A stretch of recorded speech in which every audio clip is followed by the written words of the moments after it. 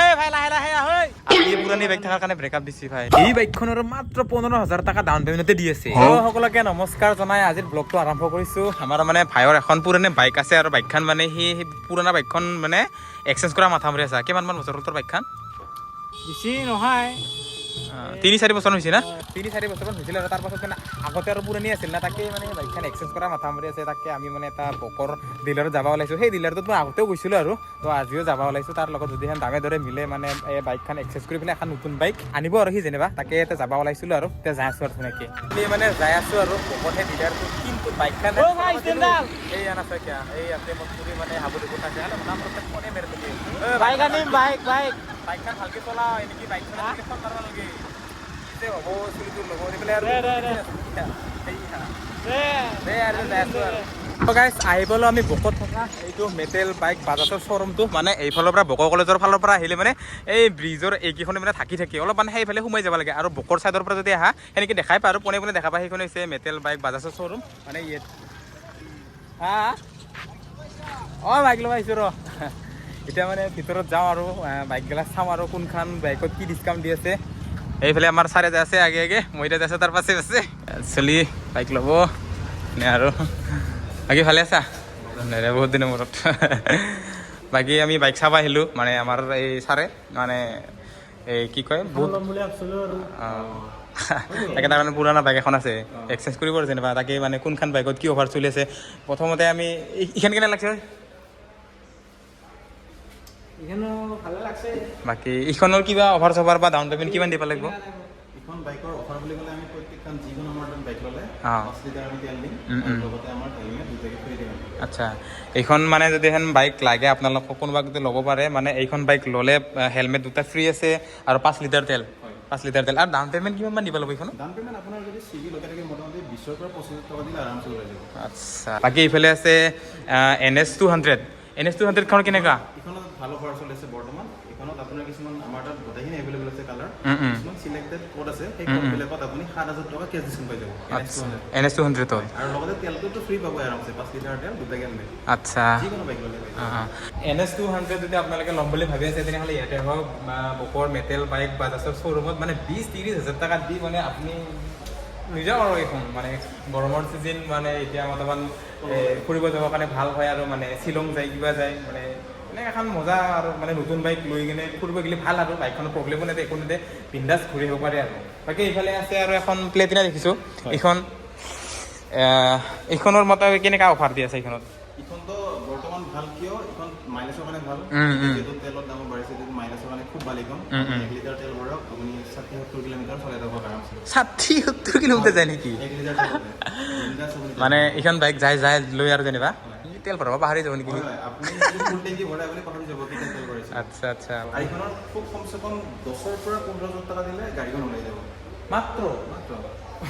এইখন যদি লৈ আপোনালোকে প্লেটিনাখন মানে 10-15 হাজাৰ টকা দি মানে ওলাই যাব এইখন বাইক আৰু ইয়াতে মানে এটা ভাল সুবিধা আছে আপোনাৰ হাতত যদি যিকোনো কোম্পানীৰ যিকোনো মানে সেই পুৰণা বাইক স্কুটি আছে তেনেহ'লে ইয়াতে লৈ আনক আৰু ইয়াৰ পৰা আপোনাৰ পচন্দৰ অনুযায়ী এখন বাইক এক্সচেঞ্জ কৰি লৈ যাব পাৰে আৰু হয়নে আপুনি যিকোনো পুৰণি গাড়ী যদি আছে আমাৰ তাত লৈ আনক আমি তাৰ উচিত দাম দিম সেই অনুযায়ী আপুনি ইয়াতে সেইখিনি পইচা ডাউন পে'মেণ্ট দি আপুনি 1 টকাও দিব নালাগে সেই পইচাখিনি ডাউন পে'মেণ্ট দি পেলাই আমাৰ পৰা নতুন গাড়ী লৈ যাব পাৰে আৰু এইকেইখনত আৰু গম পাই আছো মানে কি উল্টা ডিছকাউণ্ট চলি আছে নেকি এইখন 150 কেইখন 150 আপুনি যি লয়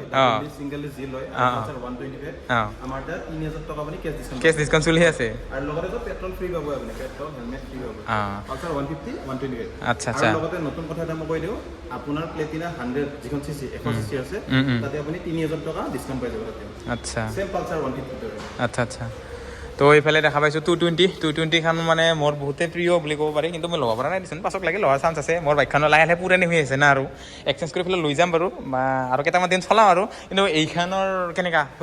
হেৰি অফাৰ চফাৰ কিবা এইখন বাইকৰ বিশেষ অফাৰ বুলি ক'লে আমাৰ তেলটো ফ্ৰী পাব আপোনালোকে তেল 5 লিটাৰ ফ্ৰী দিম আমি হেলমেট দুটাকে ফ্ৰী দিম বিশেষ ইয়াতে আমাৰ বৰ্তমান তেনেকুৱা অফাৰ বুলি ক'লে সেইখিনি অফাৰ আছে আৰু যিমান পাৰোঁ আমি কাষ্টমাৰজনক যিমানখিনি ডিছকাউণ্ট দিব পাৰিম আমি ইমানখিনি ডিছকাউণ্ট মিলাই দিম কাষ্টমাৰ যাতে ছেটিছফাই হ'ব এইখনৰ ডাউন পে'মেণ্ট মোটামুটি ডাউন পে'মেণ্ট আপোনাৰ ক'লো চিভিল ভাল থাকিলে মোটামুটি 20,000 পৰা 25,000 টকা দিলে আৰামছে ওলাই যাব হয় নেকি আচ্ছা মজা মানে পালচাৰ 220 মানে চিভিল ভাল থাকে যদি আপোনাৰ 20-25 হাজাৰ টকা লৈ আনক আৰু ইয়াৰ পৰা এখন এনেকুৱা একদম ব্ৰেণ্ড নিউ বাইক মানে কি ক'ম আৰু লৈ যাওক আৰু পূৰা ধামাকা ৰাইড কৰক N116 মানে স্প্লিট চিট বুলি কয়। স্প্লিট চিট ডাবল ডিছৰ আৰু এইখনতো তাৰ কিবা অফাৰ চলি আছে ইখনত এটা ভাল অফাৰ চলি আছে। মই কিবাহে বুলি কৈছিলোঁ মানে এটা ভাল অফাৰে ওলাইছিল এইখন বৰ্তমান আমাৰ N160 এটা ভাল অফাৰ চলি আছে। আপোনাৰ লগত মাত্ৰ 15,000 টকা এটা লৈ আনক হয় আৰু আমাৰ পৰা N160 আপুনি ছিংগল চিট লয়, ডাবল ডিছ লয়, আপুনি লৈ যাব পাৰে। মাত্ৰ 15,000 টকাত মানে N116 এই বাইকখন দি আছে। আপোনালোকক যদি লাগে এতিয়াই আহক এই ডিলাৰত, মেটেল বাইক বাজাজ বকৰ এই ডিলাৰটোত আহক আৰু এই N116খন লৈ যাব। মাত্ৰ 15,000 টকা দাম দি ক'ত বাইক দিয়ে হে তাকো এই এনেকুৱা N116 এইখন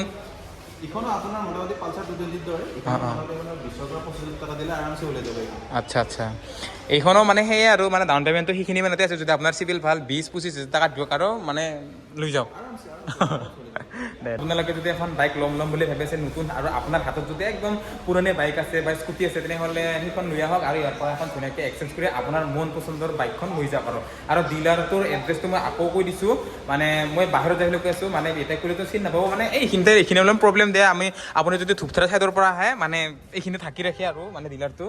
এইকেইখন মানে যিটো এতিয়া ব্ৰিজৰ কাম চলি আছে সেইটো ৰাস্তা এইখিনি ব্ৰিজৰ কাম চলি আছে, গতিকে এইখিনিৰ কাৰণে দেখা পোৱা নাযায়। কিন্তু এইফালৰ পৰা আহিলে দেখা পোৱা যায়। যিটো আপুনি যদি বকৰ ফালৰ পৰা আহে না, বকটানৰ পৰা আহিলে আপুনি ইণ্ডিয়ান বেংকটোৰ লেফ্ট চাইডে হৈছে এইটো মেটেল বাইক বাজাজৰ শ্ব'ৰুম। আৰু যদি আপুনি কলেজৰ ফালৰ পৰা আহে এইফালে আপোনাৰ হেৰি হ'ব আৰু ৰাইট চাইডে হ'ব। ৰাইট চাইডৰ পৰা এনেকৈ আহিলে মানে এইখিনিতে ব্ৰিজৰ কিবা সেই থুৰিছিল আৰু এনেকৈ মানে আপোনাৰ ৰাইট চাইডে এইটো হৈছে মেটেল বাইক বাজাজৰ শ্ব'ৰুম। আৰু তো আমাৰ ভাইয়ে মানে বাইক ল'ম বুলি আহিছিল, কিন্তু তাৰ হাতত একেবাৰে পইচা কম। তাৰমানে এতিয়া গাৰ্লফ্ৰেণ্ডো তাক ব্ৰেকআপ দিছি, মানে পুৰণি বাইক থকাৰ কাৰণে। কি হ'ব এতিয়া, বেলেগ দিনা আহিব লাগিব, অলপ পইচা জমা আৰু কষ্টকৰ ভাই, হয় নে নহয়? আপিয়ে পুৰণি বাইক থকাৰ কাৰণে ব্ৰেকআপ দিছি ভাই, সেইটোহে ভাবি চাবি দে। আৰু যি নহওক সেইগিলা দুখ কৰিব নালাগে, আজি আছে কালি না আপি পাই যাবি। তো গাইজ এইকেইদিন বতৰটোৰ কি হৈছে, সদায় বৰষুণ আহে, সদায় বৰষুণ আহে। এইফালে বৰষুণ আহিয়ে আছে, এইফালে অসমত বানপানী হৈ চাৰিওফালে হাৰাশাস্তি হৈছে মানুহ মাখান। এতিয়া আৰু বৰষুণে আছে। আমাৰ ইয়াতে বানপানী হয় নাই কি না ঘণ্টা কপাহে নৰছোঁ আৰু সেই বেছিদিন হয় নাই শিৱসাগৰত আহিয়ে মানে অলপ হ'লেও মানে কিছু সংখ্যক মানুহক বানপানীৰ সাহায্য দিব গৈছিলোঁ। কিন্তু আমাৰ ইয়াতে বানপানী হ'লে যে আমাকো কিছু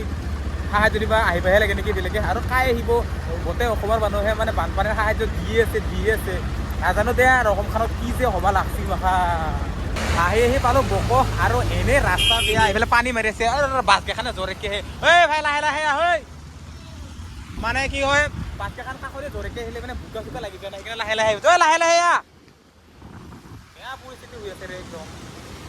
এই এখন আহি আছে মানে সেইফালে পানী থাকে না, মানে ভৰিত লাগি যায়, বেয়া লাগে আৰু সেনেকা। তো বক আহি পালোঁ, মানে কাপোৰ দিবা দিছিলে চিৰিমুচি অলপ, তাৰ কাৰণে এই দোকানখনত পাইছোঁ। সেই কাপোৰ বা আছে না নাই? দাদা এই বেডশ্বীট আছে না, লাগিছিল এখন অলপ ডাঙৰ চাইজৰ। কি হ'ল ভাই, আপিয়ে ব্ৰেকআপ দিয়া মন চন বেয়া লাগিছে নেকি? তই গল্লা চিঙিৰে খুৱাই দিম, ভাল হৈছে। এই কলিজাখন বেয়া হৈ গৈছিল না, ভাঙি গৈছিল না, এতিয়া গল্লাটো খুৱাই দিলে ভাল হৈ যাব। হ'ব নাই তাকে দোকানী বা কক গেলা থাকা বুলি ক'লা, দোকানীটো দাদা আহিছে এইফালে আহিছে। এই কিমানমান ডাঙৰ এইগিলা? 4 আছে না নাই? ডাঙৰ একদম দাদা, দাদা একদম মস্ত ডাঙৰ আছে না নাই? হয় নেকি? দাম কেলা কেনেকা ইয়াৰ? তো মানে দুখনমান কাপোৰ ল'লোঁ আৰু এতিয়া আৰু ঘৰতে যাওঁ আৰু। তো আজিৰ ব্লগটো ইমানেই আছিলে, আৰু লগ পাম অতি সোনকালে এটা নতুন ব্লগৰ সৈতে। আজিলৈ ইমানেই দেই গাইজ, বাই বাই।